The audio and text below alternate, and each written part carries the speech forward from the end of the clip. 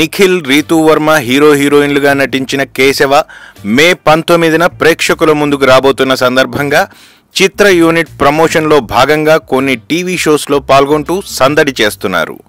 ఈ సందర్భంగా hero Nikhil, heroine Ritu Varma తెలుగులో ప్రసారమయ్యే కొంచెం టచ్లో ఉంటే చెప్తా అనే ప్రోగ్రాంలో పార్టిసిపేట్ చేశారు. ఈ సందర్భంగా యాంకర్ ప్రదీప్ వారి పర్సనల్ లైఫ్ గురించి కొన్ని విషయాలను అడిగి తెలుసుకున్నారు. పెళ్లి చూపులు ఫేమ్ విజయ్ దేవరకొండ రీతూ వర్మ గురించి కొన్ని షాకింగ్ విషయాలను చెప్తూ తీసిన వీడియోని కొంచెం టచ్లో ఉంటే చెప్తా ప్రోగ్రాంకి పంపించారు.